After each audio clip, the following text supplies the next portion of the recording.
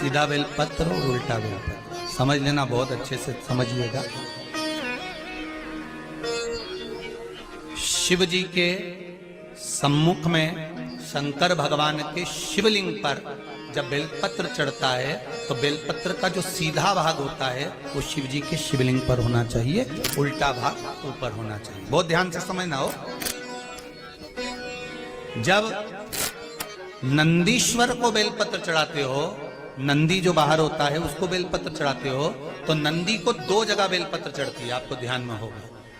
पहली बेलपत्र नंदी को जब चढ़ती है तो नंदी के सामने चढ़ती है, तो उसका बेलपत्री का जो डंडी का मुख है वो नंदी की ओर होता है और बेलपत्री की पत्ती का मुख शंकर जी की ओर होता है। समझ में आ रहा है सबको? डंडी का मुख, जैसे नंदी ऐसे बैठा है तो डंडी का मुख नंदी की ओर होगा, पत्ती का मुख शिव के, और ये सीधी की सीधी नंदी के सामने नीचे रखा जाता है, नंदी के सामने। और एक बेलपत्र जब नंदी के ऊपर चढ़ती है तो डंडी का मुख शिव जी के ऊपर होता है और इस पत्ती का मुख नंदी के सिर पर नंदी की ओर होता है। ये दोनों में बहुत अंतर है महाराज। जैसे कोई बच्चा कोई कंपटीशन एग्जाम के लिए जा रहा हो या कोई परीक्षा देने के लिए जा रहा हो और पढ़ाई करे, स्मरण करे, तैयारी करे, वो अपनी जगह पर है। और ऐसा नहीं होता कि बच्चे पढ़ते नहीं है या तैयारी नहीं करते हैं। इसके बाद भी अगर उनका इंटरव्यू पास नहीं होते या एग्जाम में पास नहीं होते तो उसके लिए ये दोनों बेलपत्री बड़ी काम करती है। बहुत ध्यान देना, जो नंदी के सामने बेलपत्र रखकर जाना, शिव जी के सम्मुख में बेलपत्र रखकर जाना, मतलब नंदी के सम्मुख में जब रखाएगी तो डंडी, जम के बोलिए, कहाँ होना चाहिए? नंदी की ओर। और जब ऊपर रखाएगी तो डंडी शिव की ओर हो। ये दो बेलपत्र रखकर शिव जी का स्मरण कर कर जाएं, कार्य सफलता की ओर बढ़ता है। कोई काम के लिए आप जा रहे हैं तो उसमें सफलता मिल जाती है, उसमें सफलता प्राप्त हो। शिव जी को बेलपत्र चढ़ा रहे हो, जो चिकना भाग है, सीधा भाग शिव जी के ऊपर, शंकर भगवान को।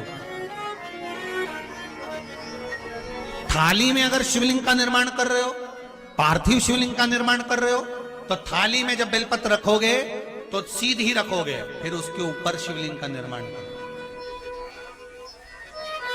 अगर आप निर्माण करते हैं पार्थिव शिवलिंग का और बनाते हैं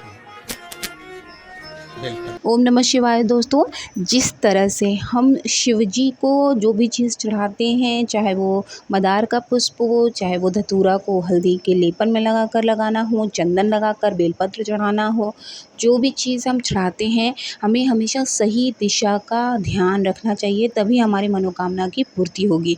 यहाँ तक कि हम किस दिशा में बैठकर जल चढ़ा रहे हैं यह भी बहुत महत्वपूर्ण है। और इसी के साथ साथ जैसे ही आप जाते हैं, मंदिर में प्रवेश करते हैं, आप सबसे पहले नंदी भगवान के चरण को स्पर्श करते हैं, तो उन्हें बेलपत्र आप कैसे चढ़ाते हैं यह भी जानना बहुत ज़रूरी है। क्योंकि जब हम कोई चीज़ सही तरीके से करते हैं तो वो काम हमारा सही बनता है। ठीक उसी तरह से अगर हम इच्छा पूर्ति के लिए कोई काम कर रहे हैं, कोई पूजा कर रहे हैं, कुछ भगवान को चढ़ा रहे हैं, तो वो किस दिशा से किस दिशा की ओर होना चाहिए यह ध्यान रखना हमें बहुत ज़रूरी होता है।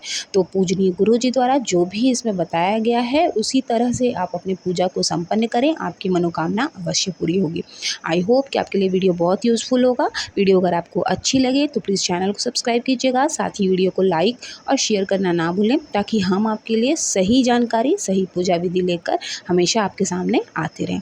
आप सभी के ऊपर महादेव की कृपा इसी तरह बनी रहे, आप सभी की माता रानी रक्षा करें, इसी उम्मीद के साथ मिलेंगे नेक्स्ट वीडियो में। ओम नमः शिवाय। जय माता दी।